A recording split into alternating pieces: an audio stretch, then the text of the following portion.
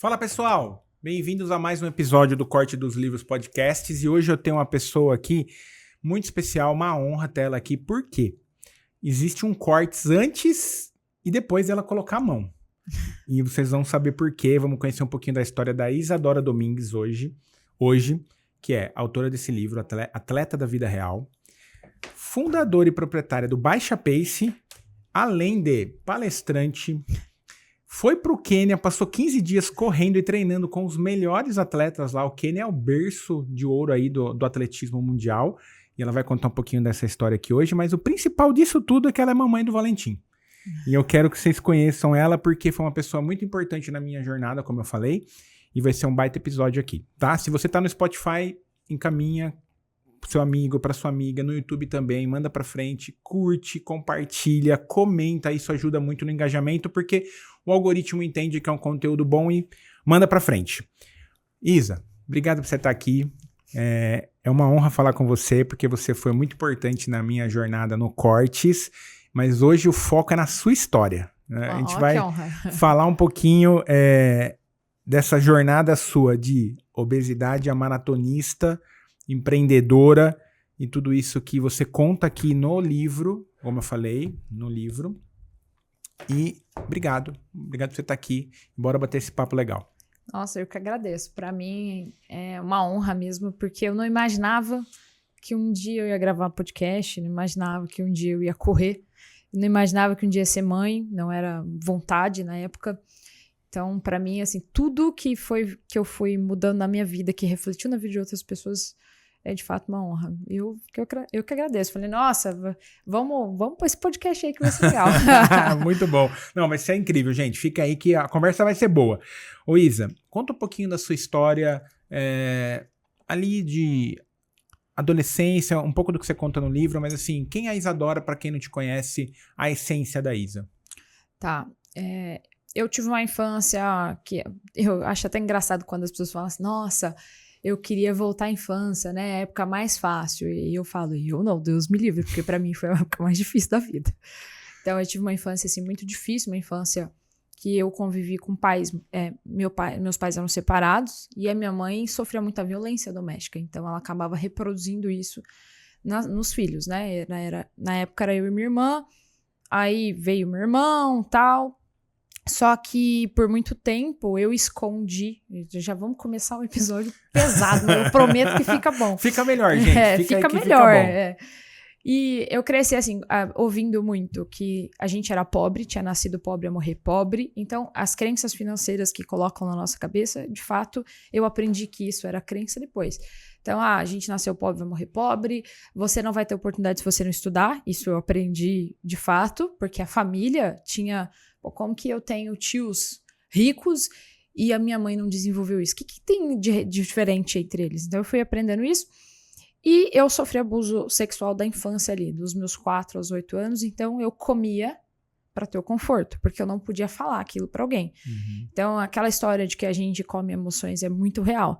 E eu fui crescendo, assim, quando começou a chegar aquela fase dos 12 anos, eu era a melhor aluna em tudo sempre, porque tinha essa obrigação. Então, assim, por muito tempo eu olhava assim, tinha raiva da minha mãe por causa daquilo, porque ela não cobrava dos meus irmãos o que ela cobrava de mim, filha mais velha. E aí era assim, tirou 9,5. Vai tomar uma surra porque tirou 9,5, porque tem que ser 10. Eu não quero chegar na escola e ver teu boletim abaixo disso. Então, eu fui criando isso de, eu tenho que ser perfeita. E quando eu não era, eu comia. Então, quando tinha algum problema, eu comia. Só que, ao mesmo tempo, eu fui desenvolvendo uma disciplina, que hoje eu enxergo que foi nessa base. Uhum. E aí eu fui, assim, tem que fazer. Se vai chover, eu tenho que trabalhar. Não vai cair do céu. Se eu tenho um compromisso, vai ser difícil, vai ser longe, eu me comprometi, eu tenho que ir. Porque tinha que acontecer. Então, mãe, eu quero continuar nessa escola. Essa escola é longe de casa, eu não tenho dinheiro para ficar te levando, então eu vou sozinha. Então, aos 8 anos de idade, eu pegava o ônibus, eu ia sozinha para a escola. A minha mãe tinha que confiar, não tinha celular para falar, mãe, cheguei, não tinha. Ela só sabia que estava tudo bem quando eu voltava para casa à tarde. Então, as coisas foram acontecendo também, a minha mãe foi puxando, porque eu acredito hoje que ela sabia que podia puxar, né? Tá. Então, hoje eu falo, cara, ainda bem que minha mãe foi desse jeito. Eu consegui ressignificar tudo isso. Só que antes de ressignificar isso, eu comia muito.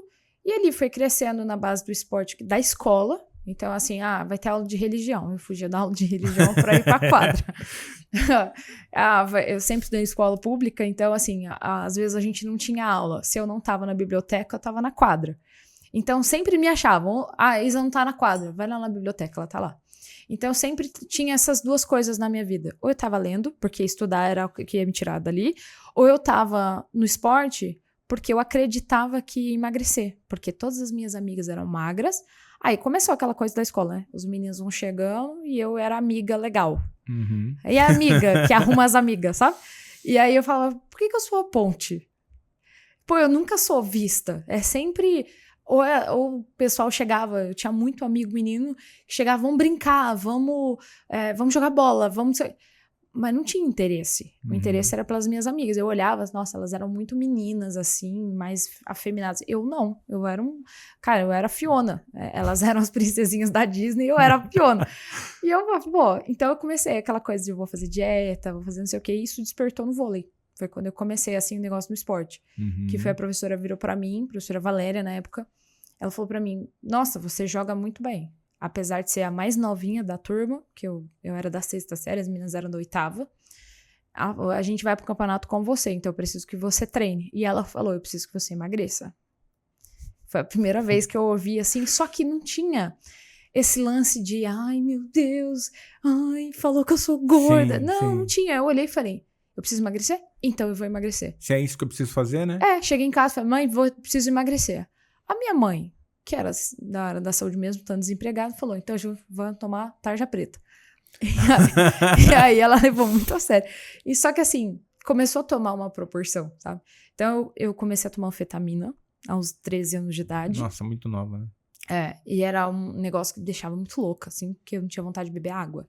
Tá. Só que eu consegui chegar no uniforme que precisava, consegui entrar, fazer as coisas e evoluir muito. Então, assim, lá atrás, eu não tinha informação, eu não tinha internet, eu não tinha nada, porque eu tinha em mãos ali, eu fazia o melhor que podia.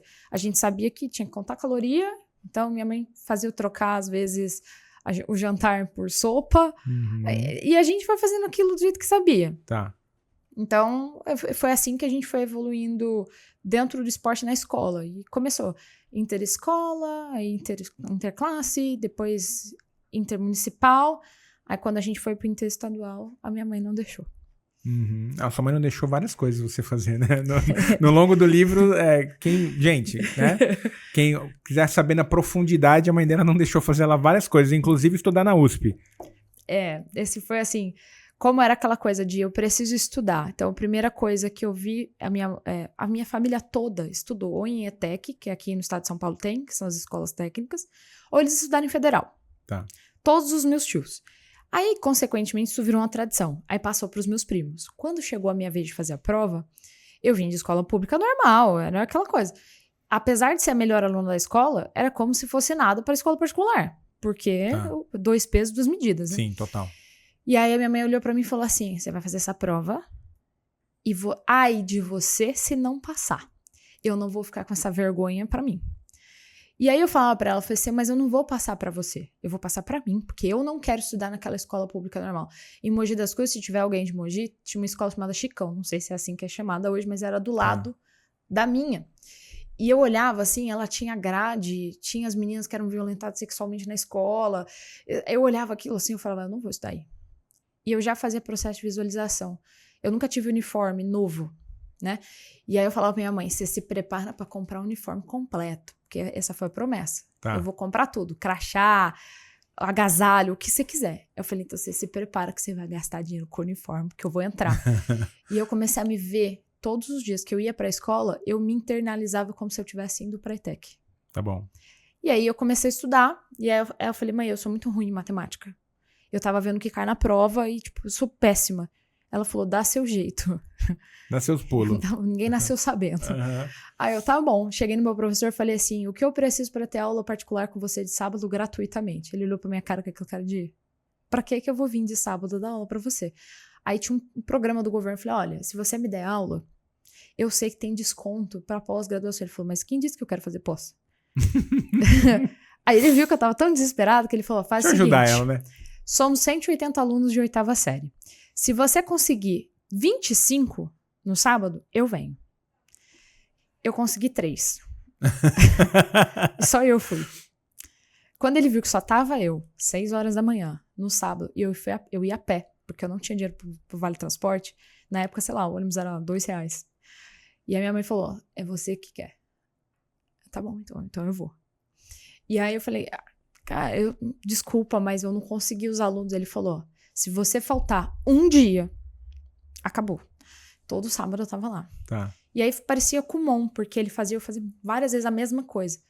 Aí fui fazer o dia da prova, passou, cheguei, fiz a prova com muito medo, mas eu tinha certeza, eu tinha confiança que eu tinha me preparado para aquilo. Tá. Aí eram 40 vagas, eram 240 vagas, eram 40 vagas por sala. E aí assim, a gente não tinha internet para acompanhar, não tinha nada, e os meus tios tinham. Então a gente ficava ligando pra minha tia. Entra no site hoje pra ver se saiu o meu resultado. A minha tia, ainda não saiu. Ainda não saiu. Saiu de outros cursos, mas no ensino médio ainda não saiu. Aí chegou um prazo de ter que fazer a matrícula. Aí minha mãe falou, eu vou fazer sua matrícula na escola comum. Quando sair, a gente retira, tá tudo certo. Quando saiu, a minha tia ligou, eu tava lavando o quintal, eu ajudava em casa, tava lavando o quintal, minha tia ligou e falou, quantas vagas eram? Eu falei, 240. Ela, então pode pular, que sua posição é 127. Eu nunca vou esquecer. Boa. Eu olhei pra minha mãe, eu molhava, era um frio. Tipo hoje. Tipo agora, né? Eu molhava minha mãe com a mangueira, vovó, você vai comprar meu uniforme. E aí minha mãe olhou assim, ela falou, eu não consegui, tipo assim, eu acho que ela não esperava que eu fosse conseguir, né? E assim, o processo de estudar era, os meus primos faziam um cursinho no Objetivo, eu pegava a apostila deles que eles já tinham usado, apagava a apostila inteira, fazia, tentando não ver os resultados e refazer aquilo tudo, só que sem ninguém pra corrigir. Tá. Então era uma coisa assim de, cara, eu não sei o que eu vou fazer, mas eu vou conseguir. E assim foi, então assim, foi fácil para entrar e mais difícil foi ficar na escola. Tá. Porque quando eu cheguei lá, a minha sala em Mogi das Cruzes era repleta de japonês, os caras eram muito inteligentes, extremamente, tipo assim, 40% da sala era japonês e tinha vindo do Objetivo. Tá. O nível da minha sala era muito alto. A régua muito alta. Era demais. Aí a primeira prova de nivelamento que a gente teve, eu olhei e falei, Deus do céu. Eu coloquei meu nome, entreguei a professora, ela olhou pra mim e falou, eu não sei o que tá escrito aqui. Aí ela olhou pra mim assim, tipo, não vou ter uma dificuldade. Ela fez assim, a gente vai desenvolver. E dali eu fiz todas as provas de recuperação de matemática pra treinar. Tá. Porque eu aprendi que se eu treinasse, eu já entrei pensando, como eu faço pra conseguir a bolsa na faculdade? Porque eu não vou conseguir pagar. Então eu preciso, ou a escola pública, de novo, uma faculdade pública, ou eu vou ter que passar numa escola aqui que eu consiga minha bolsa 100%. Então ali, assim, eu entrei, primeiro ano, 14, 15 anos de idade, já sabendo que eu tava há muitos passos atrás dos meus amigos. E que eu ia ter que camelar. Tá. Então, assim, esse não foi um problema, sabe? Tá. E foi... Mas tá muito claro pra mim, né? Eu reli o seu livro essa semana, porque eu ia te entrevistar, até fiz um corte lá, né? Postei no story, que você... Tá muito claro pra mim que você sabe que a jornada te leva ao resultado que você quer. Tipo assim, que nem você falou agora. Se eu estudasse muito, eu sabia que eu ia conseguir. Então, você sempre foi dessa maneira, né? Tipo assim, ó. Sim. Se eu for disciplinada, me dedicar a qualquer coisa que eu faça, o resultado vem. É assim que sua cabeça funciona, né? Então, foi vendo as pessoas que eu considerava de sucesso que eu falei, como eu posso trazer... Eu ficava pensando muito assim, eu não nasci pra ser pobre.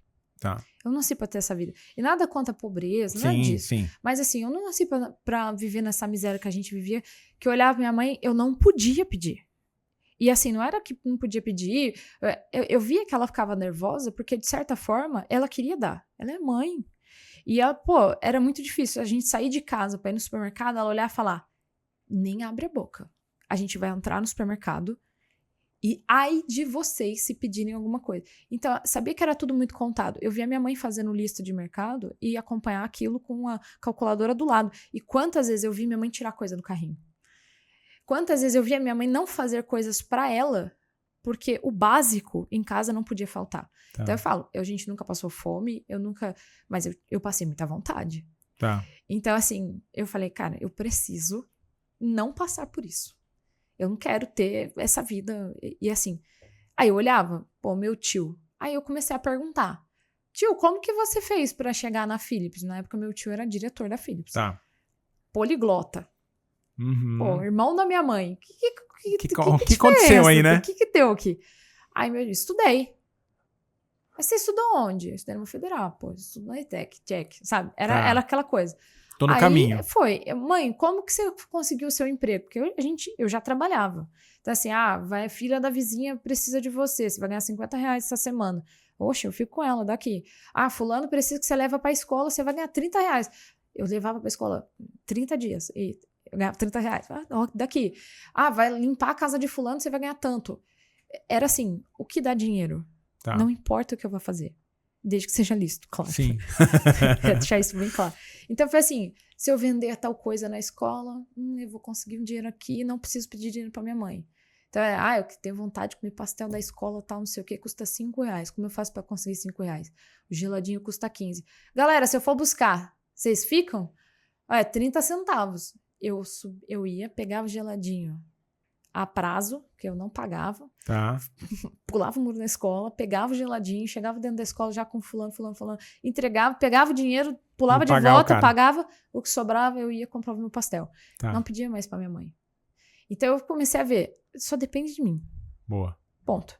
Então foi assim. Então quando eu entrei na escola que eu queria muito, ainda tinha um ponto que eu precisava melhorar. Eu tava acima do peso. Eu olhei aquele uniforme G, eu falei, eu ainda vou entrar no uniforme P.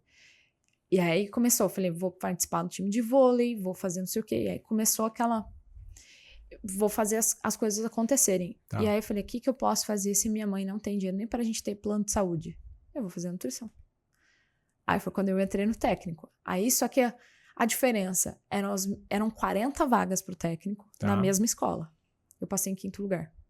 Porque eu já tava 1 ano naquela escola. Tá bom. Então eu já tava numa metodologia mais puxada. Então, assim, a vida não tinha modificado nada em casa. Eu continuava limpando a casa pra minha mãe, continuava olhando os meus irmãos, fazendo o que eu podia pra ganhar dinheiro e tal. Mas eu tava num ensino completamente diferente e eu seguia a risca. O professor falava, você precisa tirar tanto. Na minha escola não era de 0 a 10, né?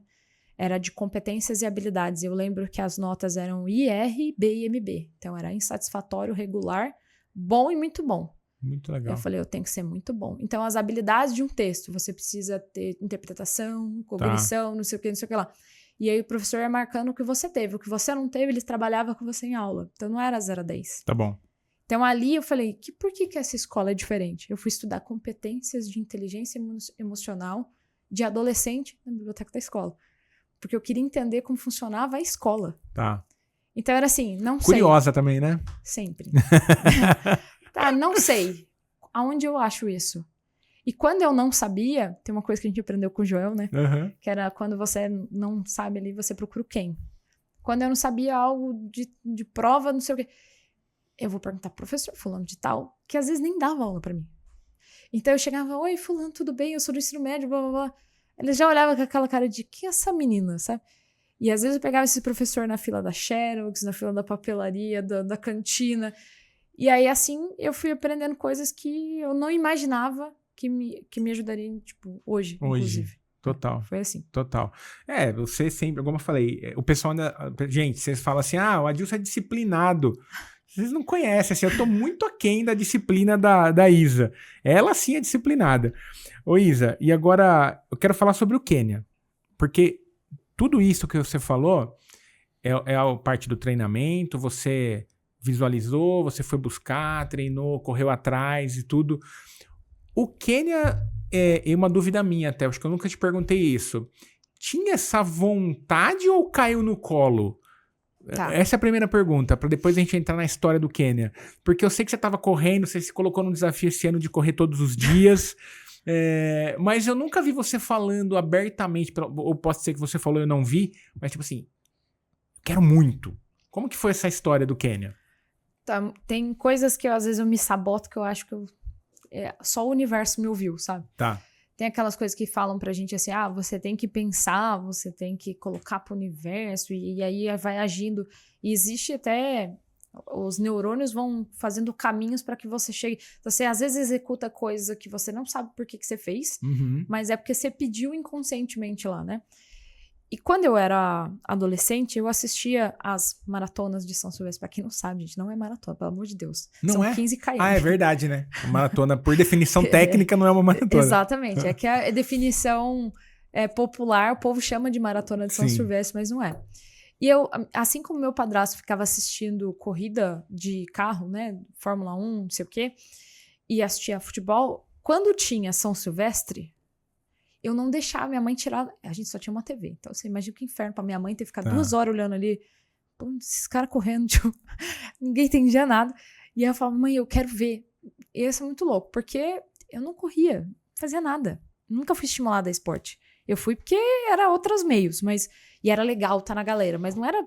Então, eu ficava ali assistindo. Aí, eu ouvia muito assim, os quenianos ganharam a prova, não sei o quê. O queniano, fulano de tal. Aí, caraca. Só que inconsciente, assim, queria, mas era tipo, viajar pro Quênia não é pra mim. Tá longe, né? Esse sonho tá longe. Esse negócio aí. Aí veio filho, casamento, não sei o que. Como que eu vou viajar? E assim, as pessoas que eu conheço que correm alta performance, alto rendimento, eles fazem camps em vários lugares do mundo. Na Colômbia tem camp, na Jamaica tem camp, no Quênia tem camp. Na Etiópia tem camp, mas eu vou participar de um camping. Aí eu já tinha visto uma vez quanto custava. Pô, 30 pau. Então imagina que eu vou tirar 30 mil reais da minha família pra ir pro Quênia. Então era uma coisa assim, era um querer só interno. Tá bom. Nunca tinha sido falado mesmo. Tá bom. Nunca tinha de maior vontade pro Quênia. Até eu ver assim, que o meu treinador ia pro Quênia. Mas ainda assim eu achava assim, cara, quem é que ele leva pro Quênia? Eu olhava lá, várias pessoas solteiras, vida de nada, aquela coisa. Porque você tem que deixar a família, tudo, trabalho, né? 15 dias, 15 né? dias. Então você via alguns pais de família e tal, que o cara tava num período de férias dele. E aí eu falava, cara, como que eu vou? Imagina. E ficava aquela coisa assim, vai que um dia. Vai que. E ficou no vai que. Nunca foi uma coisa que eu externalizei nem pro marido. Entendi. Nada. Eu pulei uma etapa aqui, gente, que pra mim é óbvio que eu conheço a Isa, né? Por que você começou a correr? Acho que é legal o pessoal saber disso. Eu sei, mas conta por quê, né? Porque assim, eu já pulei uma etapa, né? Eu já fui pro Quênia. Mas eu esqueci do óbvio, que é onde começou a corrida de verdade na sua vida. É legal o pessoal saber essa história. Eu tive um relacionamento, porque por essa infância mais difícil, eu pulei infância, pulei adolescência e tal, a galera saía pra tomar milkshake. Eu não tive nada disso. Tá. Então, quando eu cheguei ali na fase dos meus 19 anos, eu já tinha comprado meu apartamento. E minha mãe não gostou dessa história, porque eu fiz, assim, se eu falasse pra ela que eu tava comprando um apartamento, ela ia boicotar. Ia ser uma violência psicológica, porque isso foi muito forte. Então, eu não tava afim. Então, eu falei, vou fazer do meu jeito aqui. Quando ela descobriu, ela me tirou de casa. Já tem um apartamento, né? Vai morar lá, então. Foi exatamente essa frase. Você não tem um apartamento? Você vai morar lá. Só que o apartamento tava cru, tinha nada, tinha nem luz. E aí eu falei, quer saber? Que se lasque. Na época, a minha ex-sogra, meu ex-sogro me acolheram, eles eram vizinhos da minha mãe. Então, eles viram tudo que aconteceu de madrugada ali, aquela baixaria toda, baixaria mesmo. Então, vocês imaginarem, é isso aí. E aí eu falei, cara, eu olhei pro meu ex-sogro e falei pra ele, eu vou ficar aqui 3 meses. E não mais que isso, nem mais um dia a mais, nem um a menos. Eu prometo que vocês não vão me ouvir aqui dentro. Então, eu deixei as minhas coisas do jeito que tava, em caixa, do jeito que ficou, ficou. Aí, a gente dividia quarto com meu ex-cunhado, a mulher dele, a criança. E eu tinha que sair cedo pra trabalhar. Assim, era o perrengue. Tá. Mas eu entrei lá dia 2 de maio e dia 2 de agosto eu saí. 3 meses. Eu prometi... Eu mudei, ainda não tinha terminado de assentar os pisos. Eles, não precisa. Eu falei, eu prometi, eu tô indo embora hoje. Então, eu falei, vou do jeito que tá aqui. Só que essa pessoa que convivia comigo, que hoje eu tenho claro pra mim que esse relacionamento era fuga de casa, Tá. Eu já tenho muito claro isso. Era o que tava no seu campo Era. pra falar, é o que eu consigo fazer pra seguir minha vida. Ele era 9 anos mais velho, já trabalhava. Tudo bem, ficou empacado na vida, eu fui fazendo, mas assim, era um escape. Tá. Era, pô, aqui que eu vou conseguir. E de fato foi, porque eu juntei a renda dele sem ele saber que ele ia participar de um financiamento. Foi várias vezes coisas assim. Tá. Até que, tipo, ok, né? Foi. Tá. Só que a violência eu reproduzia. Então, eu era muito autoritária e do nada ele também queria gritar, levantar os panos. Então, era um péssimo relacionamento com uma menina de 19 anos. Aliás, para uma mulher, qualquer mulher, né? Sim. E esse relacionamento abusivo era dos dois lados. E foi. Só que era assim, o Natal, para mim ficou muito claro, no Natal de 2013, quando eu me troquei, para quando você é obeso, é a roupa que te escolhe, eu coloquei um vestido assim, e ele falou, nossa, você tá horrível. Mas não foi, nossa, tipo, não foi legal, tal. Foi na frente de todos os meus familiares. Você conta isso no livro. Exato. As pessoas riem. E aí eu meio que fingi que aquilo, né?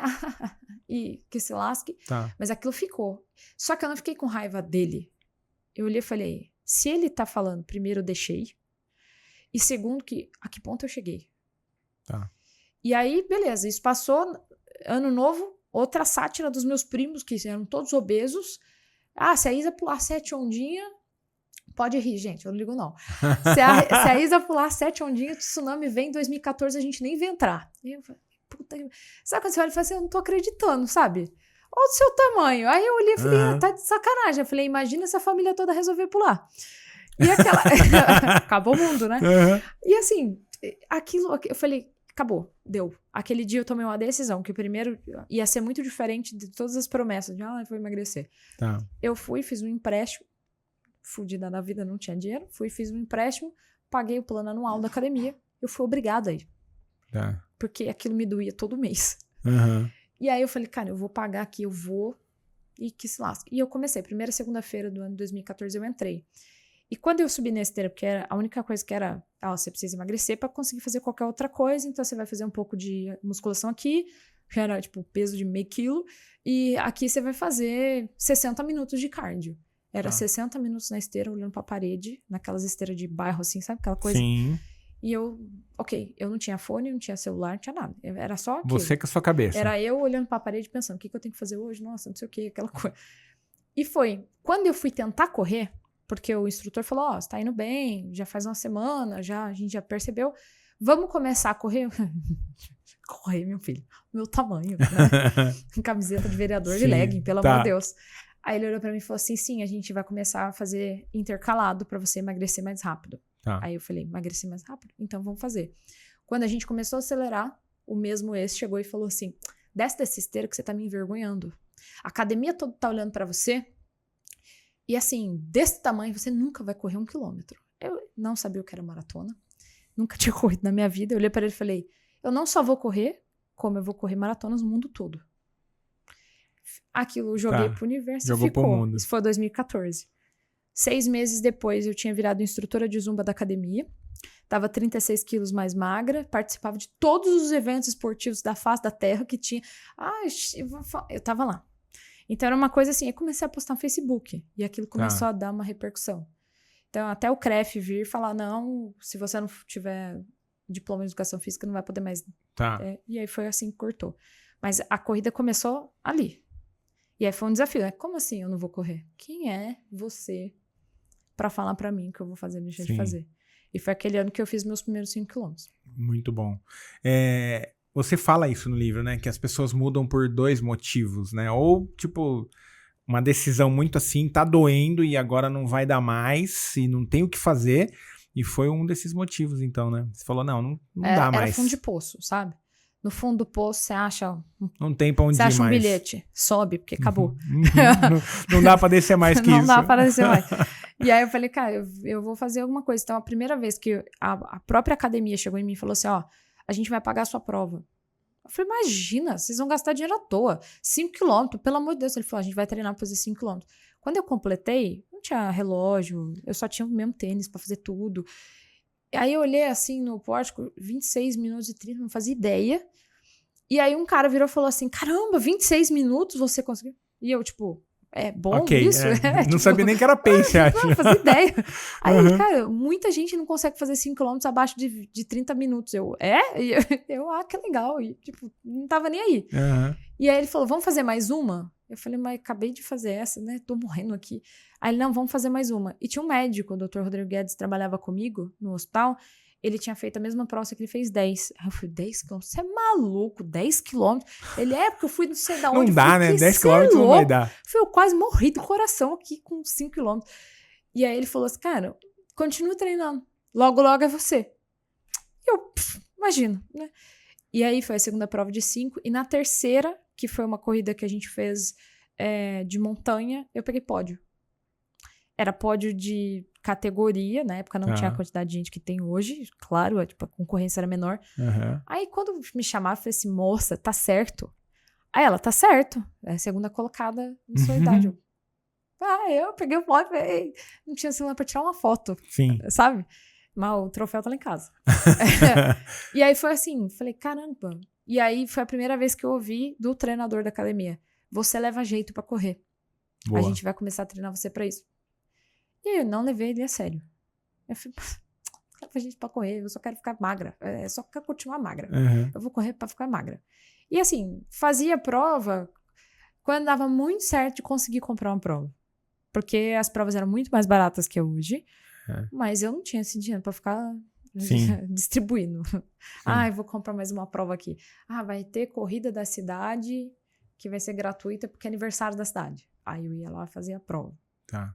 Então eram coisas assim, o que dava. Sair de Mogi das Cruzes pra ir correr em São Paulo? Nunca. Tinha amigos que faziam, eu falava, imagina, eu vou sair daqui 5 horas da manhã. Então, né? Hoje em dia eu saio 3 horas. Você sai daqui pro Quênia. Pro Quênia. Antes do Quênia teve a Maratona do Rio, né? Isso. Como foi essa história? Quando eu já tava com meu atual marido e conheci a galera dele no Rio, porque a família dele é de lá, os amigos de lá. E aí, tem um casal de amigos muito especial, assim, que os dois são personagens. Tá. E a Carla, né, corria, o Daniel é triatleta, não sei o quê. Esses caras são doidos. E ela chegou em mim e falou, 2019, falou assim, vamos fazer uma meia maratona? Eu falei, imagina, ela tá em janeiro, dá tempo, a meia maratona que a gente vai fazer é em julho. Você vai treinando. Então, tá bom. Treinei. Só que aquela coisa assim, eu sou muito do desafio. Ela falou assim, dá pra gente fazer abaixo de 2 horas. Eu falei, se ela falou que dá pra fazer abaixo de 2 horas, eu vou fazer. E aí eu comecei a treinar aquilo de verdade, assim. E quando eu fui fazer a prova, eu tinha sonhado que eu tinha feito a prova em 1h59. Era a primeira vez que eu tinha feito 21 na vida. Aí eu tinha treinado até os 19 quilômetros. Então, acaba fazendo um pouco mais. Bom. E na rua é mais difícil do que os treinos, né? O estímulo é diferente, né?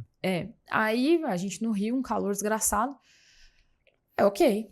Aí eu fiz a prova, passei 1h59 e 14 segundos.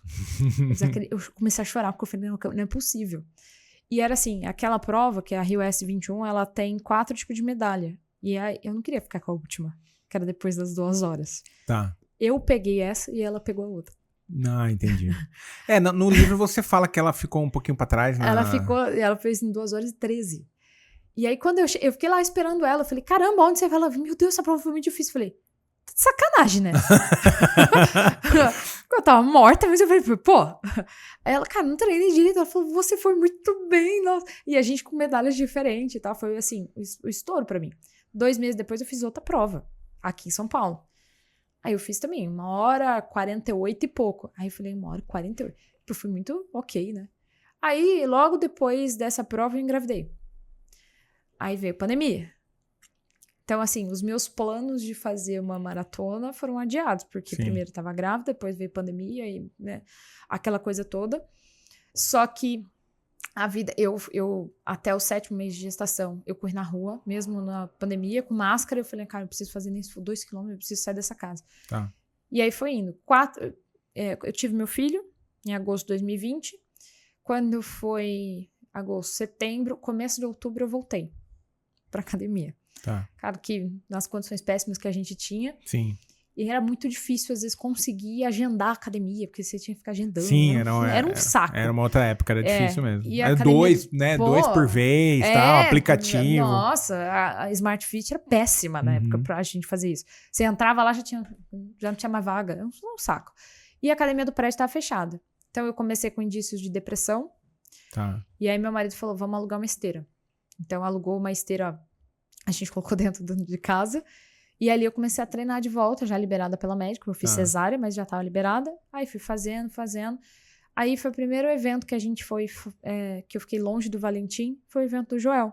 Tá. Eu já tinha tido vários contatos com ele online, mas nunca tinha visto ele presencialmente. Sim. Em dezembro de 2021.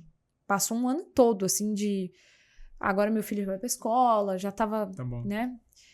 E aí ele, falando lá naquele P28, que era o programa que ele tinha, ele falou, vocês têm que se arriscar a fazer coisas que vocês nunca fizeram, que vocês às vezes têm vontade. Eu olhei pra ele assim e falei, vou fazer uma maratona. Ele jurou pra mim que cada dia. Não é possível. Aí eu falei, eu vou fazer uma maratona. Me inscrevi, na época, na Maratona Florianópolis. Tá bom. Que era no mesmo dia da Maratona do Rio. Me inscrevi, comecei a treinar.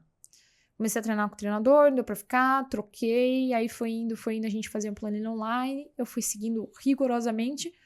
Quando chegou em abril, cancelaram a prova de junho, e aí a minha amiga falou assim, cara, não perde esse treino não, faz a inscrição na Maratona do Rio. Depois você briga tá lá, pronta, né? Você já tá pronto pra fazer. Aí eu consegui fazer a inscrição na Maratona do Rio, que hoje em dia é igual um show, né? Abril você não consegue mais fazer inscrição, mas naquela época... Conseguia. Aí, abril de 2022, eu fiz essa inscrição e fui fazer a prova. Então, assim, foi uma logística para ir fazer, porque o Valentim tinha 1 ano e pouquinho. Aí ele só ficava, quando eu não ficava com meu marido, ficava com a minha tia e meu tio. Eu levei todo mundo pro Rio, ficou todo mundo na casa da minha sogra. A gente pegou um hotel que aceitava todo mundo no quarto, para eu conseguir sair 4 horas da manhã da Lapa, que lá é muito perigoso. Então, assim, foi umas coisas assim que a gente foi fazendo, que hoje eu falo, meu Deus, que doida. E foi. Aí eu terminei a prova, foi mágico. Porque eu tinha prometido pra mim, falei, se eu fiz a primeira meia maratona em menos de 2 horas, eu faço maratona em menos de 4. E aí eu fiz 3 horas e 45. Boa. Foi assim, meu Deus, eu consegui. Porque a maratona, pra quem sabe, pra quem já fez, sabe que ela começa no quilômetro 30. Tá. Só pra ver se eu tô certo, Isa. Meia maratona é 21 e maratona é 42 e uns quebradinhos, 42,195 metros. Tá. Que não chega nunca, 195 metros. Inferno. E como tá o seu tempo hoje? Esse ano repeti a Maratona do Rio, que ano passado fiquei trabalhando muito e não consegui fazer prova longa assim. Tá. Eu fiz só a Roca, foram 30 quilômetros ano passado. Fiz ela 2 horas e 59 morrendo. Tá. E eu falei, cara, então eu vou voltar nessa prova pra melhorar. E aí esse ano eu fiz a Maratona do Rio também em 3 horas e 33 no tempo oficial. Muito bom. E foi assim, pra quem às vezes não corre, não tem essa noção, de 3 horas e 45 para 3 horas e 33, Nossa, esses 12 minutos, é muita, muita coisa. Então, agora que começa a ficar cada vez mais difícil. Então, assim, qual é a próxima meta? Sair do 30. Sim.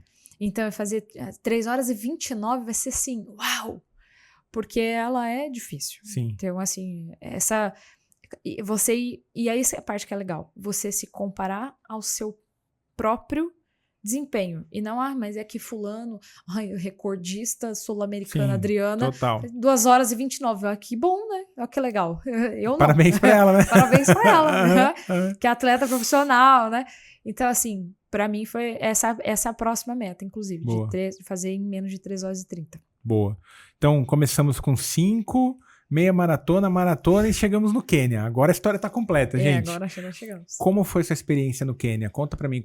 Pra mim não, né? Pra todo mundo que tá aqui acompanhando a gente, mas seus grandes aprendizados lá desses 15 dias no Quênia.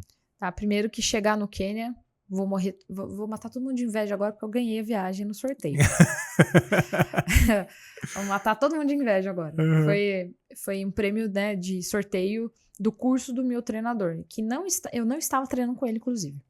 Eu estava treinando sozinha, e aí entrei no curso dele, fiz parte do sorteio, ganhei tudo. Ganhei tênis, ganhei óculos, ganhei tudo que tinha.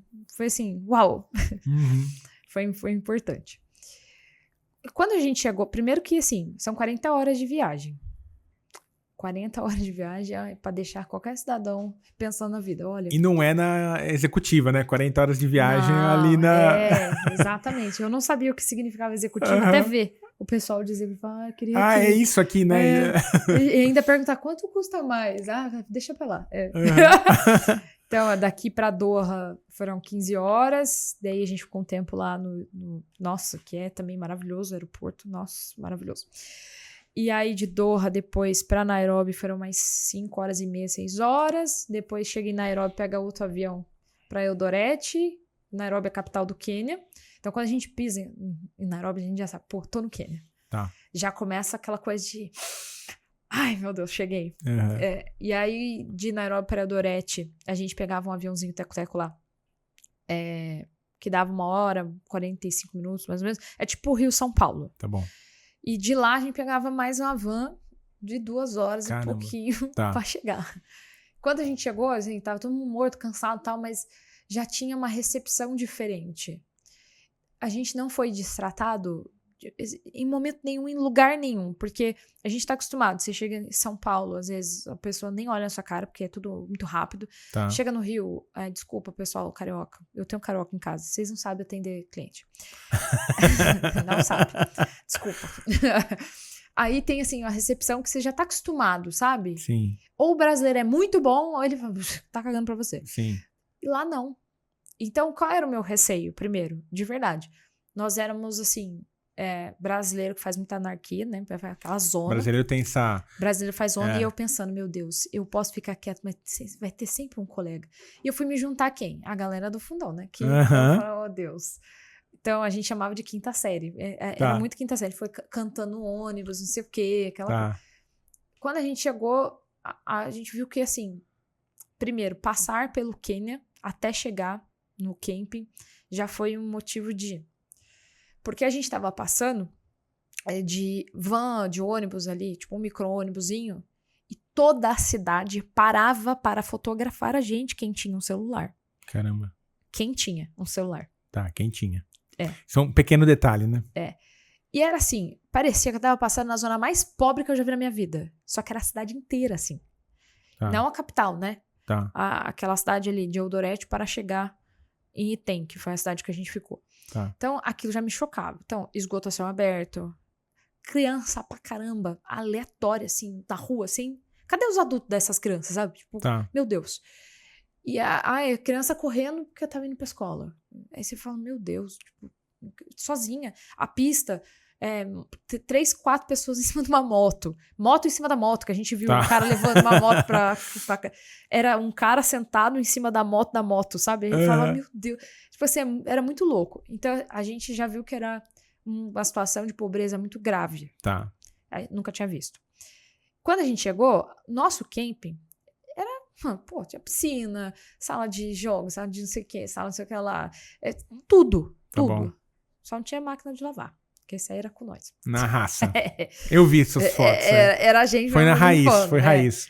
Mas quando a gente chegou, eu falei, pronto, a gente tá na elite. A gente tá diferenciado pra caramba aqui. Só que as pessoas, tanto de fora quanto de dentro, tratavam a gente muito bem. Tá bom. E não era, estão te tratando bem porque você pagou. Era porque, de fato, eles são assim. Então, essa foi a primeira, assim, que eu falei, eles têm muito mais pra ensinar pra gente do que a gente pra eles. Entendi. Sobre humildade, sobre valores. Tudo. E aí começou a me chocar, assim. Primeiro dia a gente saiu pra correr, eles sabem que eles são bons. Só que o bom deles na corrida é assim, a tia que vende tomate tem maratona pra 2h20. Entendeu? Entendi. O cara que vende água já fez maratona no céu onde 2h15. Aí, tipo, aí quando a gente falava, não, a gente fez em 4 horas não sei o quê, 3 horas não sei o quê. Aí eles ficavam, tipo, what?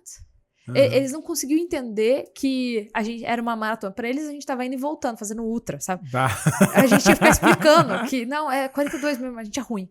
A gente é ruim, a gente entende. É por isso que a gente tá aqui. Querendo aprender com vocês. E aí eles, assim, eles riam às vezes, assim, mas assim, não era uma falta de respeito, sabe? Era diferente. E aí teve até a primeira fala, assim, do técnico, o coach lá que orientava a gente, não se preocupe com o pace. Jamais. Porque aqui a gente vai correr com vocês, e não vocês com a gente. Nossa. E aí, assim, caramba. Eles sabem que a gente, de fato, veio aprender com eles. Só que eles estão, como eles foram colonizados ali pelos ingleses, tem muito aquela coisa do branco chegou, eu tenho que, sabe, bater continência, sabe? Tá bom.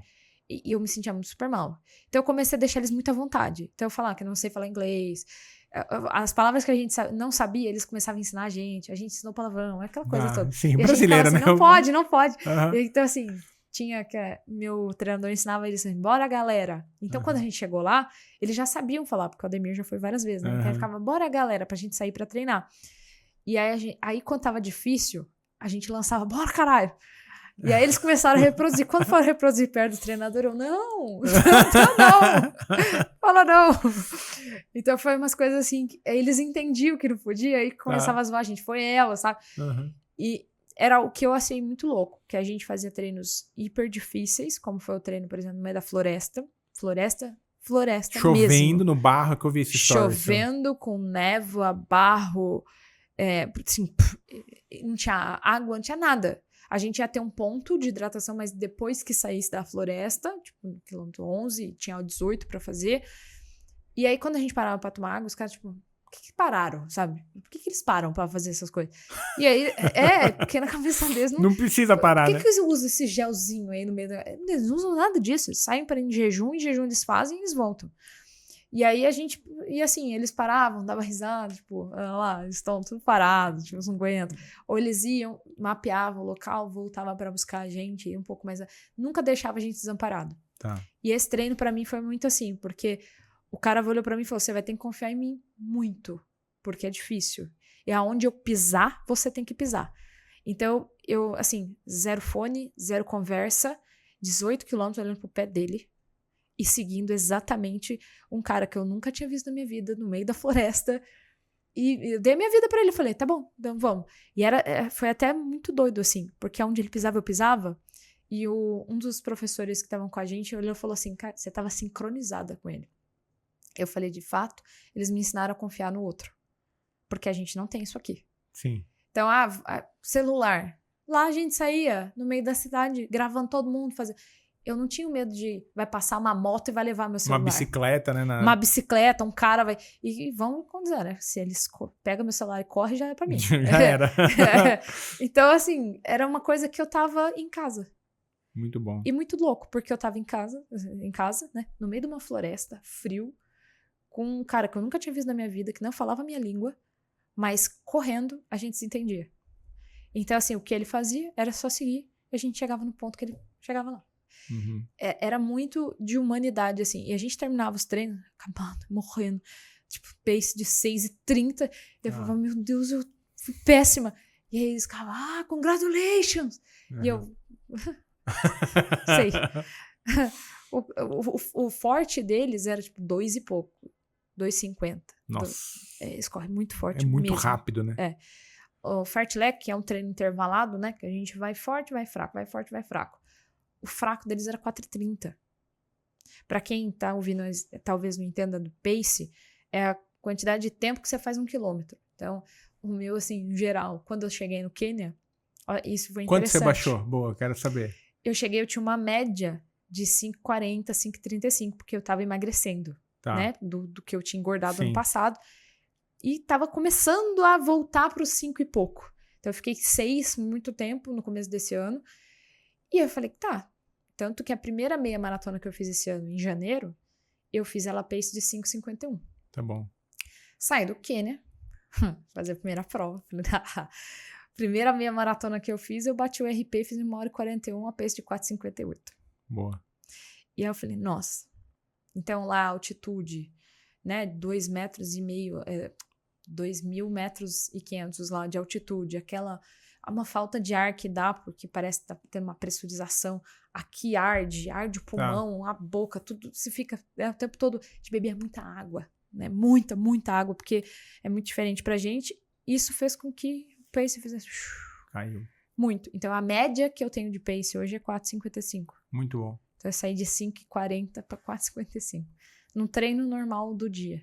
Vai fazer moderado. Meu moderado era 5h15, 5h20. Vou só dar uma soltadinha aqui. A soltadinha agora, 4h50 eu tô soltinha. Fomos. E quando eu vi, já tô. Sabe? Não é uma coisa assim, putz, já foi, já fiz. Tá. E aí essa diferença de janeiro para essa prova que eu fiz agora, a última que eu fiz, que foi a da Nike, foi bem assim, que eu fiz a prova, os 21, deu 1h41. Tá. Então, foi esse lastro, assim, 6 meses. Muito bom. Mas foi graças aos 15 dias lá, certeza. Sensacional. Ô Isa, a gente vai entrar num bloco chamado leitura que eu gosto, eu quero saber a Isa leitora, mas antes disso, quais recomendações você dá para quem quer começar a correr? Sim, bem didático assim, faz isso, tal, para quem tá aqui se inspirou com a sua história, o que você diria para esse pessoal? Use o tênis que você tem, o cronômetro do seu celular. Você não precisa comprar um relógio GPS de R$2.000. Até um ponto, né? Meu relógio é desde 2019, é o mesmo. Então, a galera que fica trocando de relógio, que é bonito, não sei o que, é caro. Não compre nada, tênis de placa, nada disso. Você precisa primeiro aprender e gostar de correr. Porque os primeiros meses, assim, os 3 primeiros meses você não vai gostar, não. Você vai me xingar até a última. Até a última geração tu vai estar me xingando. E depois desses 3 meses, com consistência, faça uma prova de 5 km. Boa. Mas faça uma prova com o primeiro objetivo de eu não vou andar nenhum quilômetro. Eu vou correr no meu pace, na minha velocidade. E se eu tiver que andar, porque não deu, faz uma próxima. Até que você consiga fazer os 5 km. E não se preocupe com a galera da internet. Isso é muito importante. Muito bom. Muito bom. Didático. A Isa falou um ponto que eu tô muito alinhado. É começar com o que você tem. Às vezes, é que eu não vou começar porque eu não tenho tênis de corrida. Usa o que você tem. Eu usava o que eu tinha para ir para o trabalho. O pessoal no Quênia... Não tem tênis. Pois é. Eu ia falar isso. Tinha uma coisa assim, da gente sair para passear e a gente, todo mundo levou tênis pra caramba, né? E a Olímpicos ajudou a gente a levar lá 300 e poucos pares de tênis de doação, que é o projeto do Ademir lá. E a gente saía de tênis para passear, eles olhavam pro nosso pé como quem olhasse assim, no olhar eles traduziam assim, eu não tô acreditando que você tá andando com tênis de correr, de treinar. Entendi. Era julgando, um olhar né? de julgamento assim, eu não tenho porra no tênis, você vai ficar andando com esse tênis. Mas nunca falaram nada, mas o de olhar... Você já percebe, né? E aí você batia o olho assim, eles estavam com aquela sandalinha de couro que eles mesmos fazem, sabe? E aí ali eu falei, eu vou começar a andar de chinelo. Então, onde a gente saía, eu falava, galera, não vai de tênis não, a gente vai ser com eles, é sacanagem. Aí a gente começou a ir de chinelo. A não ser que o lugar fosse muito cheio de barro, e a gente tem que voltar descalço, porque a gente tá acostumado, né?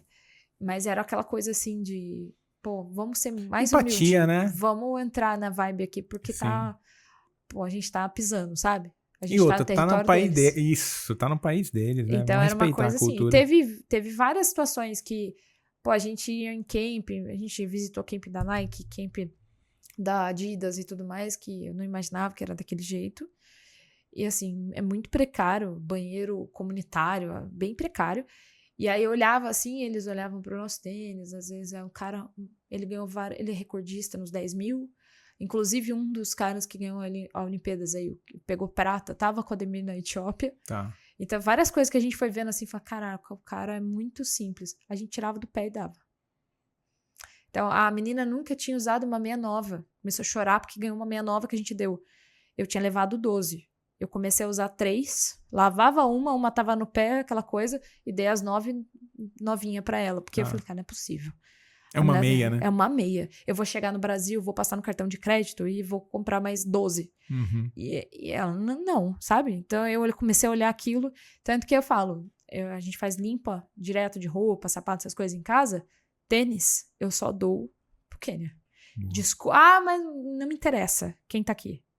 Nunca vão entender a realidade que a gente viveu lá. E lá estão os melhores do mundo. Eles só precisam, às vezes, de um pouco mais de incentivo para continuar, porque é difícil, né? Tá. Então, eu tenho essa coisa de tênis, eu só dou pro pessoal lá. Muito bom, muito bom. Ô Isa, agora o pessoal tá curioso e eu também sei que você é uma leitora, uma escritora.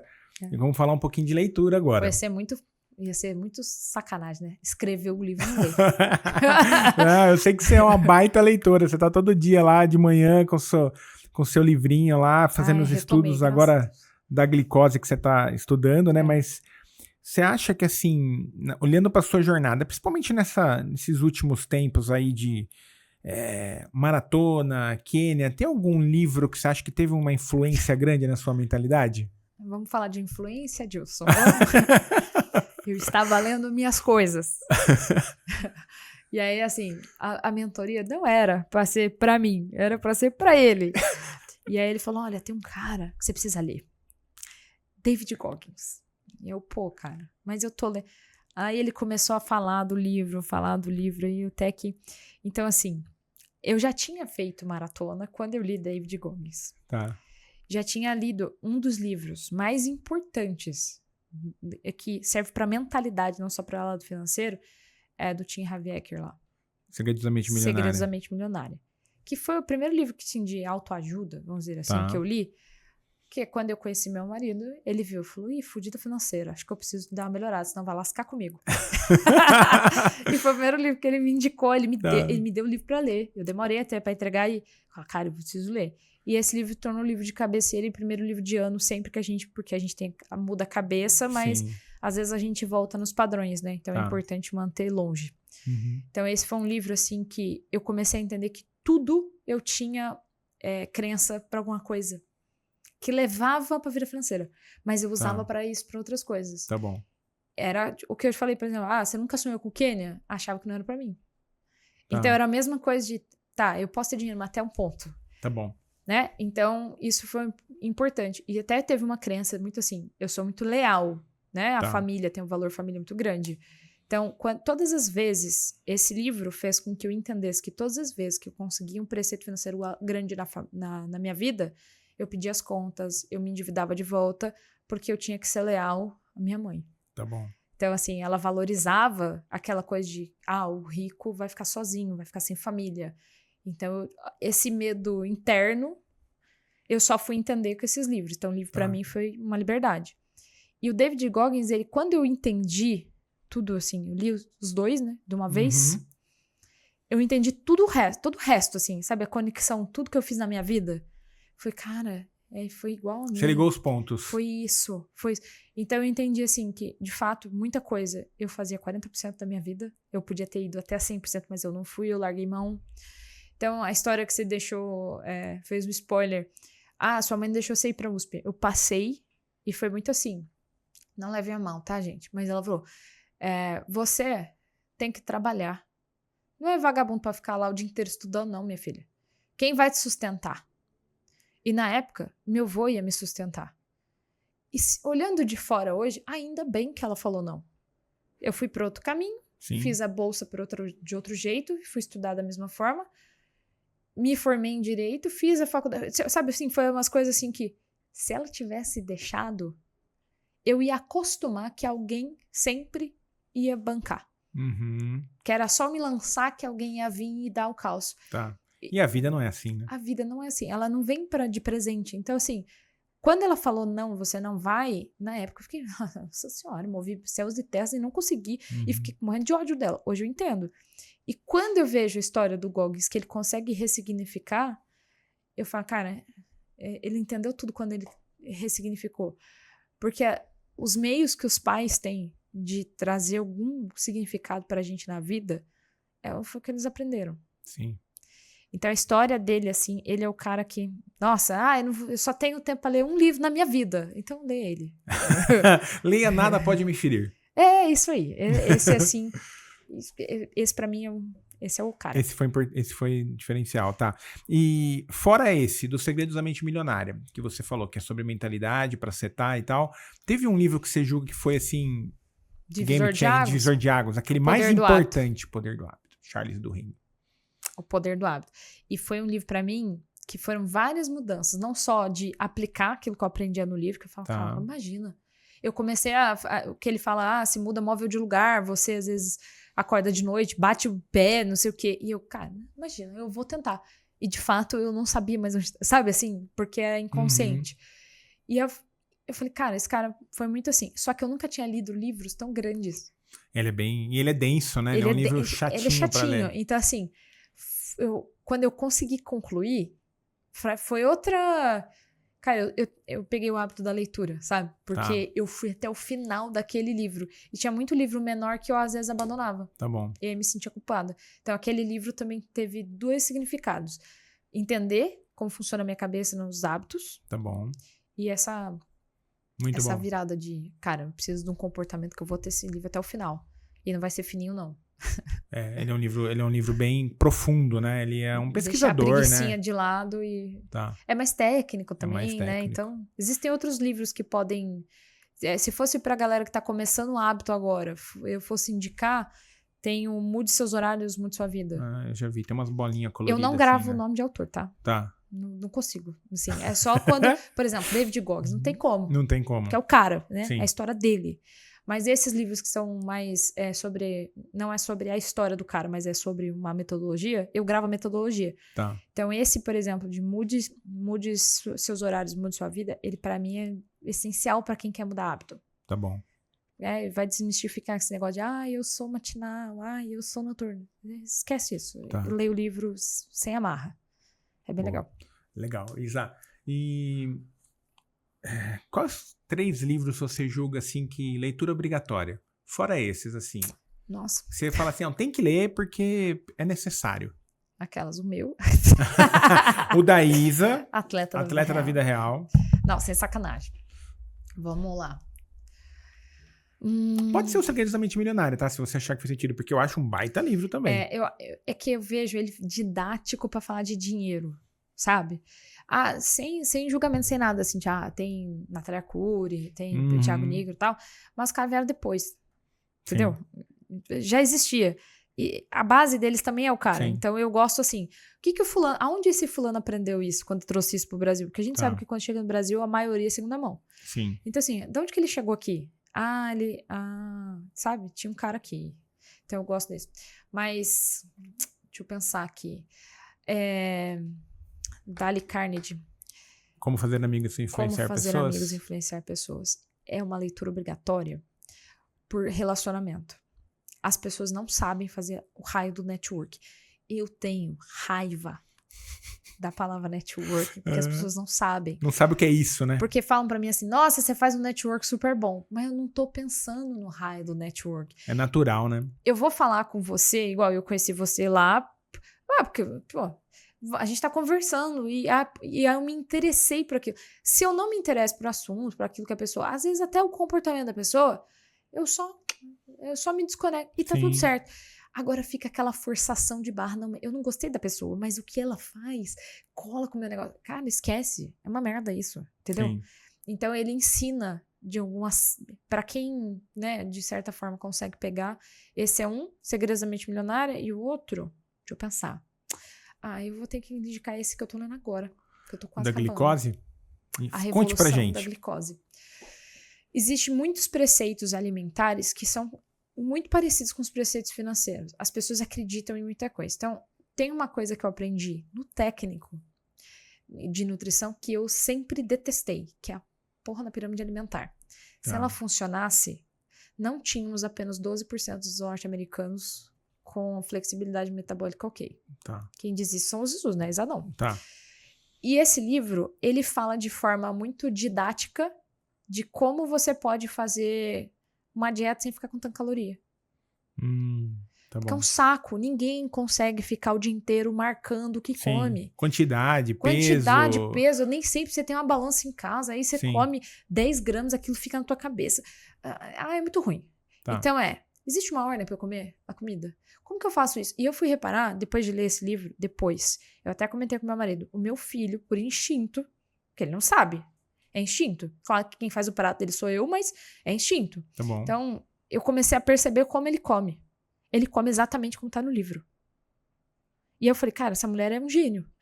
Então, assim, por exemplo, eu coloquei, esses dias fiz filé de mignon suíno, tinha arroz e tinha tomate. Ele come o tomate todinho, inteiro, primeiro.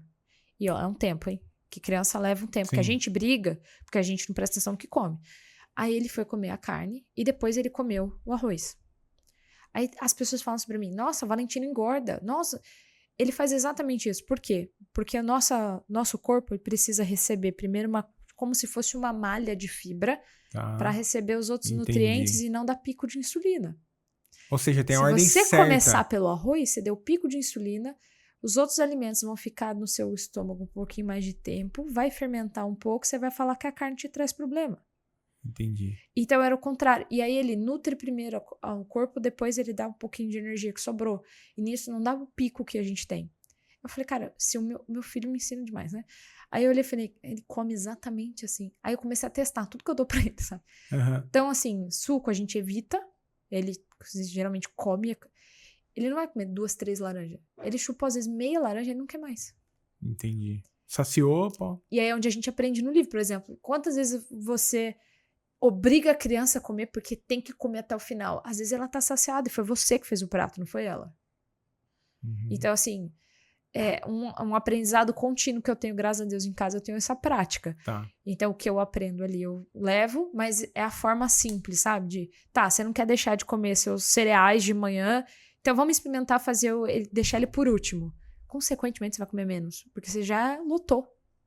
Ah, você tem um prato de, sei lá, ovo com espinafre ali. Ah, você comeu ovo com espinafre. Aí você vai comer a fruta. Aí você vai tomar seu café. Você não vai nem querer comer o cereal. Entendi. Então, tinha esse livro, ele é da saúde. Ele não é do emagrecimento, da performance. Ele é da saúde. Então, pilar, assim, de relacionamento, Dali Carnegie. Tá. O pilar de financeiro Uhum. e o pilar de saúde. Nossa, sensacional. Você fez agora uma ponte maravilhosa Pra aqui. mim, esses Muito três. bom, muito bom, muito bom. Eu tô acompanhando as suas leituras lá. Eu vi o que você postou hoje cedo. Uns gráficos lá, muito...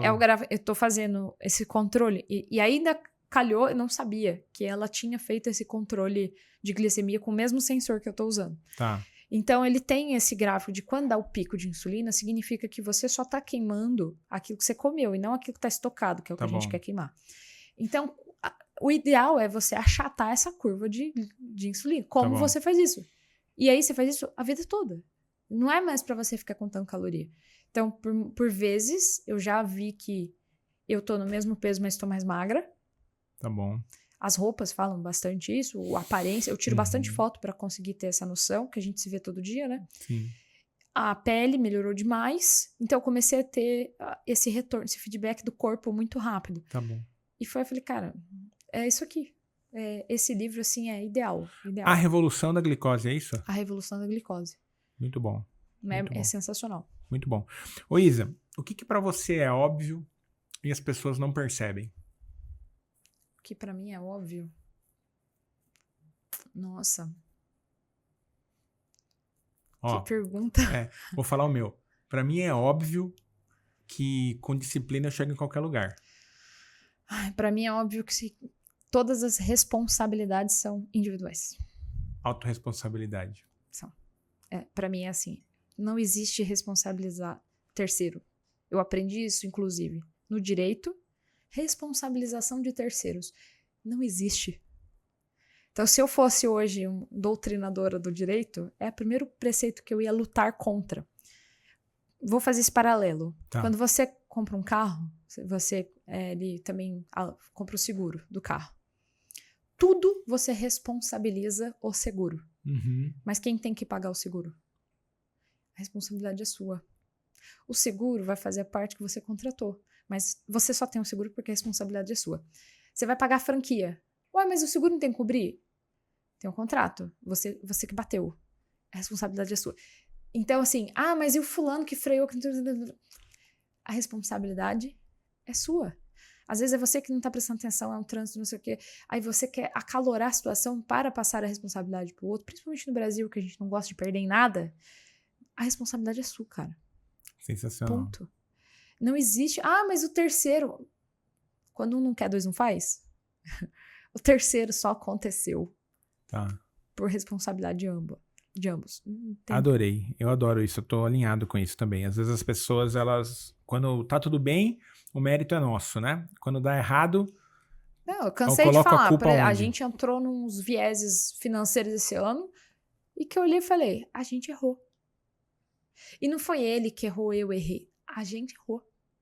Não foi meu filho que errou. Não foi... Cara, quem é o responsável? A gente errou. O que acontece em relacionamento? Ah, porque você gastou. Ah, porque você não sei o quê. Cara, a gente errou. Uhum. Isso é uma coisa assim de... Eu não tenho, sabe? Então, quando a gente joga junto, se o time não ganhou, a gente errou. Sim. Não tem sim ou não. Meio termo. Não deu. Ponto. A gente jogou estratégia errada. O que a gente vai fazer pra não fazer de novo? Sensacional. Acabou, sabe? Pra mim, esse negócio de responsabilidade é muito Muito alto, forte, assim. né? Muito forte. Tipo, não tem onde sair. A gente tava vindo pra cá. Eu acabei dormindo no carro. Nossa, capotei.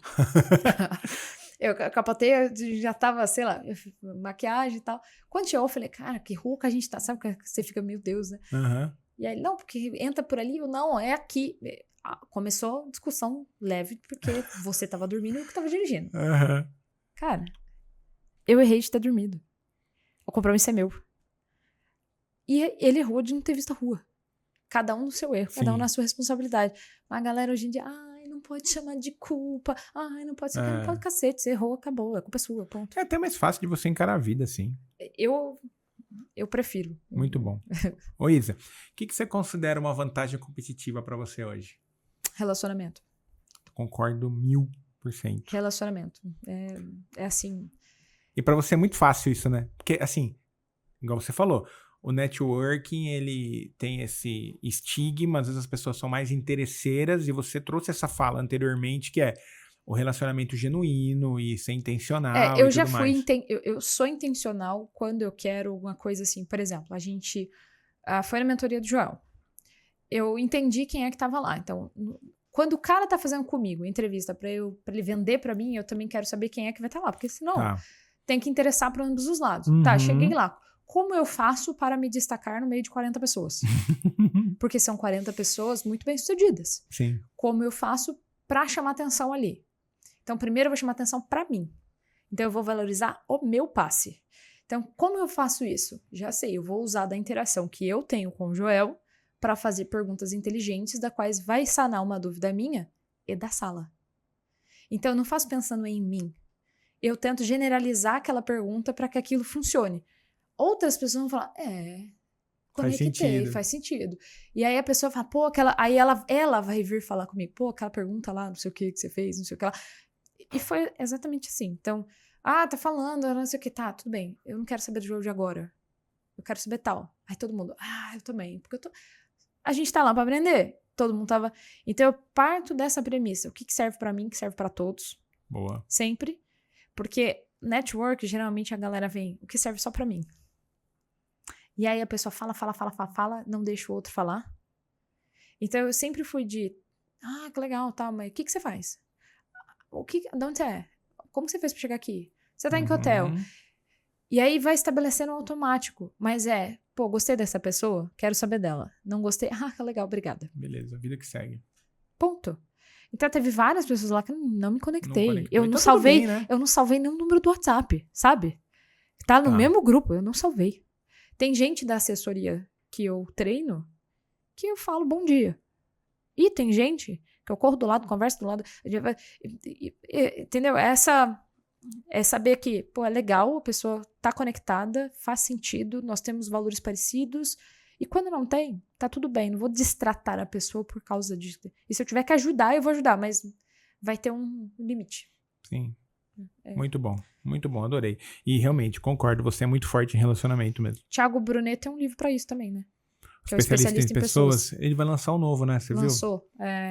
viu? 10 princípios milenares. Eu preciso comprar, não comprei ainda. Também não comprei, não vou comprar. Boa. Ô Isa, o que mudou na sua cabeça? Eu acho que esse ano eu vejo uma Isa diferente do que eu conheci ano passado, né?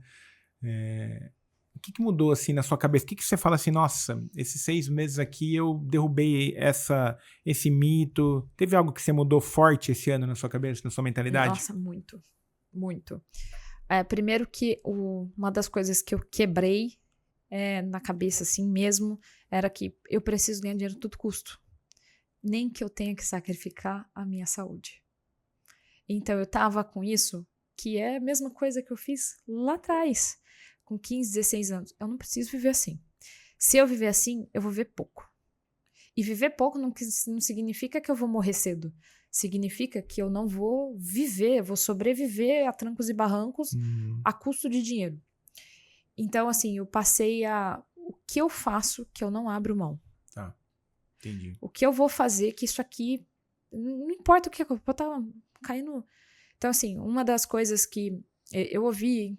Eu ouço bastante absurdo na internet, né? A gente que se expõe... Todo mundo usa. Não você tem se jeito. expõe, você vai ouvir. Sim. Então, assim... hoje em dia, eu entro aqui, isso aqui, eu não tô nem aí. Então, eu tava no Quênia, meu avô faleceu. Como assim você não voltou? Amigo, deixa eu te explicar. Se eu voltar pro Brasil, ele sobrevive? Não, já tinha morrido. Se eu voltar pro Brasil, eu sano a dor de todo mundo? Não vou chegar a tempo ao velório. 40 horas de viagem, nem que você quisesse, você estaria lá. Exato. Se eu voltar pro Brasil, eu vou me arrepender? Eu vou me arrepender? Porque o meu avô é um dos homens mais importantes da minha vida. E o que ele sempre... Cara, ele sempre preconizou pela minha felicidade. Sempre. Eu vou estar feliz se eu voltar? Então, assim, na hora, quando eu vi a ligação da minha mãe, eu estava no meio do treino. Eu desliguei. Porque eu sabia. Se a minha mãe estava me ligando 6 horas da manhã, o Brasil era meia-noite. Meu avô morreu. Na mesma hora, porque eu sabia das condições. Sim. E aí eu falei, caraca, a hora que a gente parou, que o treinador começou a falar, eu desliguei. Então eu comecei a prestar atenção nas mensagens da minha mãe. E aí é impossível começar a chorar, tipo, meio que natural, assim. Sim. Eu acabei com a reunião da galera. Eu pedi desculpa depois, porque ninguém tinha nada a ver com o que estava acontecendo na minha família. A gente estava na África e os quenianos vieram me abraçar sem saber o que estava acontecendo. Porque eles viram que você estava emocionada. Eles pararam tudo que estavam fazendo e foram se reunir 2 horas depois para falar o que tinha que ser falado, por respeitar a minha dor naquele momento. Então eu respeitei o treino de todo mundo. Então, assim, aquele momento ali foi assim, aquela coisa de eu nunca mais na minha vida paro uma coisa importante que vai virar o jogo meu, da minha família, e pra talvez fazer vontade do outro. Boa. Porque eu ouvi, você tá bem, Tô? Nossa, por que você não parou pra atender sua mãe? Não vou parar pra atender ela. Ela vai esperar, porque eu não vou solucionar. Entendeu? Ah, meu filho passou mal na escola. Tá, o que eu estou fazendo agora? Ele passou mal, qual é o nível de gravidade? O que a escola já fez? Eu juro que eu tenho esse sangue frio. E até é inteligente você fazer essas perguntas para mapear mais o Quantas cenário, vezes a escola né? manda, o Valentim tá com o nariz sangrando. Ah, tá bom. Põe um negócio aí, um papel higiênico aí. Porque se toda vez que ele tiver um negocinho, a mãe e o pai parar pra ficar, essa criança também não vai aprender a se virar? Sim. Ai, mas ele só tem 4 anos. Não, ele já tem 4 anos, ele já tá entendendo que as coisas funcionam. Boa. Então, assim, existe, sabe? Aquela coisa, então, eu nunca mais. Essa foi a coisa que eu mudei. E isso foi, inclusive, em relação aos mentores. Quais mentores podem fazer parte da minha vida que não vão deixar mais, nunca mais, eu deixar minha essência pra trás? Muito bom. Porque eu ouvi de mentor, não poste foto sua treinando. É horrível ver você suada. É horrível pra quem? Então, assim, hoje, um frio que tava, eu postei a foto suada e falei, frio aonde? Eu tô falando pra galera, levanta, meu filho, aqui não vai, o tempo não vai ficar calor porque você tá deitada, entendeu? Então, eu falei, cara, eu sou essa pessoa, por que eu me apaguei? Pra me encaixar, nunca mais eu me encaixo. Muito bom essa. Nossa.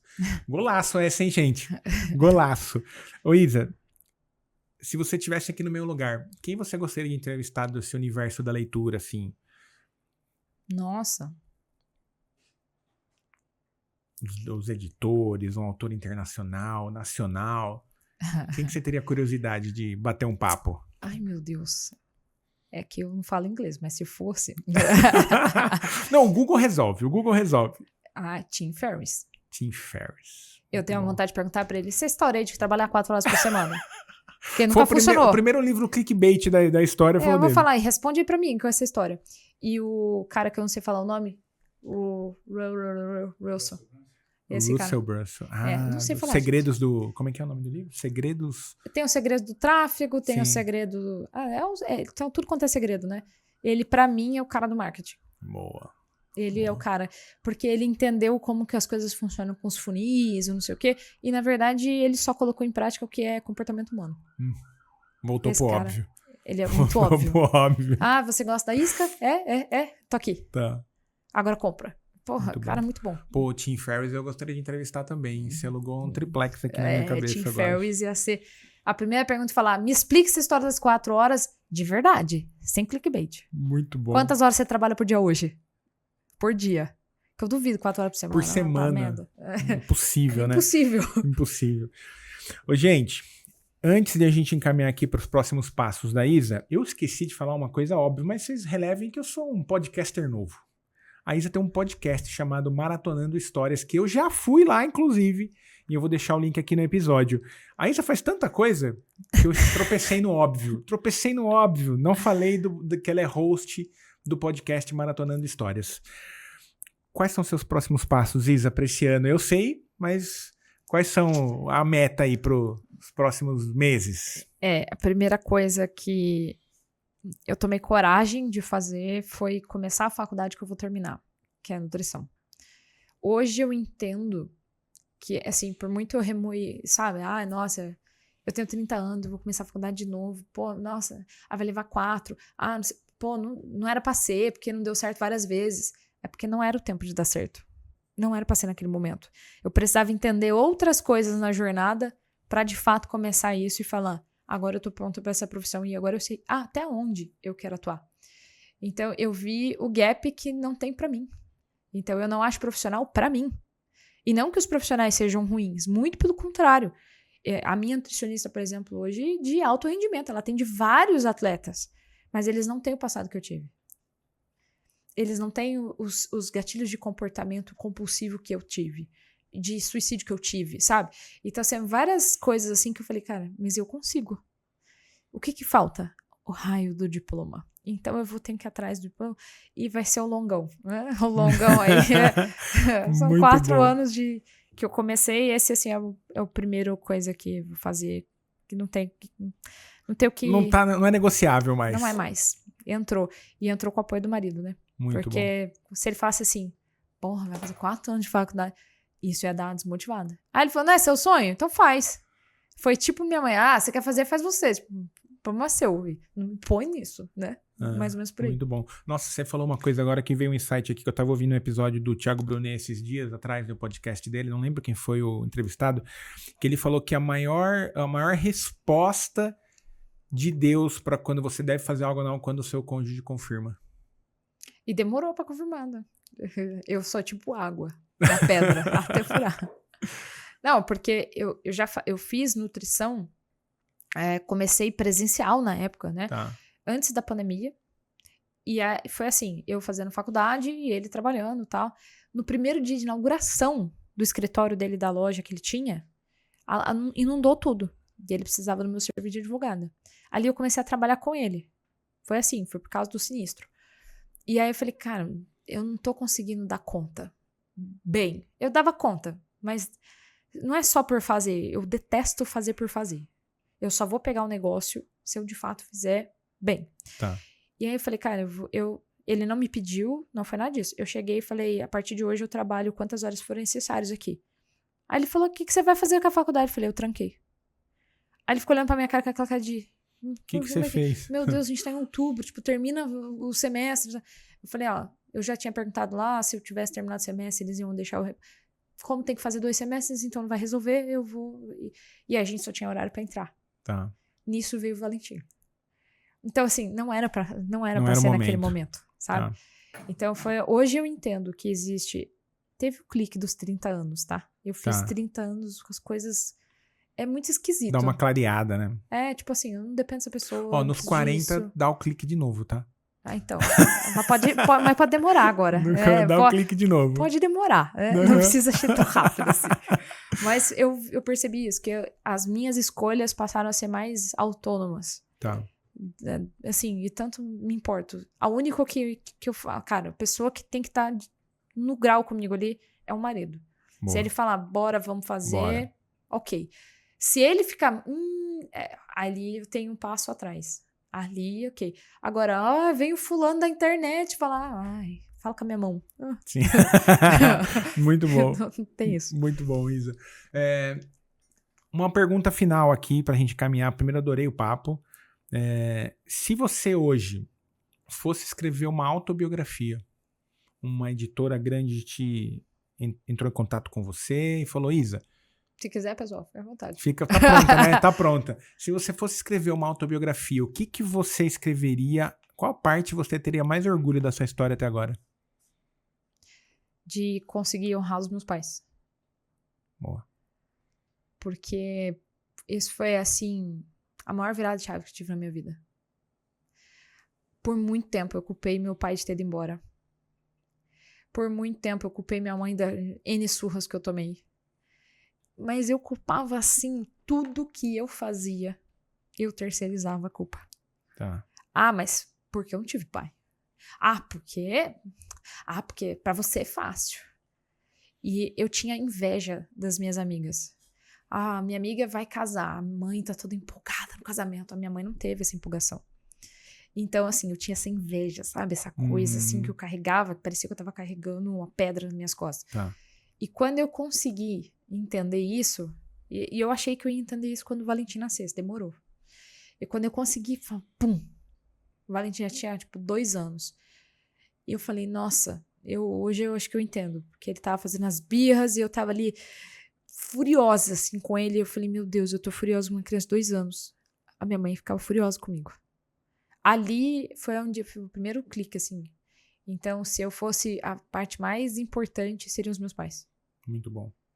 Muito bom. E é difícil, né? As pessoas olharem e falar, é porque meu pai me abandonou. Porque, cara, cada um teve os seus motivos. E assim, se tivesse sido diferente, mas não foi. Vida que segue, entendeu? Né? É isso que temos pra hoje. E assim, a quantidade de porrada que eu já tomei, que muitas pessoas teriam desmoronado, e eu não. Então, quantas vezes, eu até falo pra ele, assim, nossa, faltou dinheiro. Com dinheiro a gente resolve. Sabe, assim, eu não consigo ficar desesperada com isso. Tá. Porque eu tive uma mãe que falou, e aí, minha filha, a gente tem que trabalhar. É a gente mesmo que tem que fazer. Quantas vezes eu vi minha mãe, logo que ela ficou viúva, 3 filhos. A filha mais velha com 11, o mais novo com 3. Ela com 29 anos de idade. 11 anos longe da profissão porque tinha um marido que não deixava ela trabalhar. Ela se viu viúva, sem salário, sem R$1, dependendo da família. Minha mãe foi ser caixa de supermercado. E nada contra o caixa de supermercado. Mas ela não teve aquela assim, eu só vou trabalhar se for na minha profissão. Não. Ela foi pegar, ela falou, eu vou. Aí ela foi trabalhar de telemarketing. Aí ela começou, até ela entrar no hospital. E aí eu olhava e falava assim, mãe, mas seu currículo vai ficar, todo... Trabalhou no supermercado, não sei o quê. Quem é que vai querer estranho, que você trabalhe no hospital? E hoje minha mãe escolhe o trabalho. Quando ela vê que não tá bom, ela pega e sai. Às vezes a gente fala assim, ei, mas trocou de trabalho de novo? Porque ela fala, fulano não tava, não sei. Ela pega e troca. Não tem aquele mimimi, sabe? Tá bom. Então isso eu vejo, e eu tinha essa coisa de não me compare minha mãe, porque as pessoas minha mãe tem o apelido de Noni, e aí me chamavam de Noninha. Lá, a Soninha chegou, não sei o quê. Tá. Nossa, eu ficava furiosa. Hoje, isso pra mim é um elogio. Tá. Porque eu já vi minha mãe passar por muitas. E eu não sei se eu teria aguentado. Muito bom. E aí é o que eu falo. Ela bateu, fez, aconteceu, proibiu. Cara, fez muita coisa. Só que ela ficou. Meu pai não. Muito bom. Então assim, e aí, né? Parei de julgar os pais. Essa é a coisa que foi a parte mais importante. Muito bom, muito bom. Isa, deixe para os nossos queridos ouvintes que ficaram até agora todas as suas redes que tem Baixa Pace, Maratonando Histórias. Deixa aí para o pessoal onde eles te encontram, Instagram, deixa as suas redes sociais para o pessoal. Vamos lá, vou simplificar a sua vida. Se você entrar no Instagram, Isadora Corrêa, você acha tudo. Muito bom. Inclusive cupom da Baixa Pace. Os próximos convidados, a gente tá melhorando porque assim, é tudo a gente, né? Então... Eu sei como é. Quantos Instagram? São vários. Instagram da loja, Instagram do podcast. Então eu acabo concentrando no meu para ficar mais fácil de gerenciar. Boa. Então, se vocês forem procurar lá, querem óculos? Baixa Pace. Quer ler o livro? Tem um destaque lá. Então tá tudo concentrado. Isadora Corrêa. Isadora Corrêa. A gente deixa aqui no link, ó. Eu ganhei o meu óculos Baixa Pace. Isa, queria te agradecer mais uma vez o papo. Foi muito bom também. Adorei. Te agradecer também, como eu falei no começo lá, quando a gente fez a mentoria, o quanto eu vi que isso foi importante na minha jornada e na jornada do Cortes, que impacta muita gente aí hoje atrás da leitura. E estamos aqui num podcast, né? Então, o Cortes está indo e você... Demorou, mas chegou. O Cortes está indo e você tem uma participação gigante nisso. Então, obrigado por tudo que você sempre fez. Vocês são foda, porque...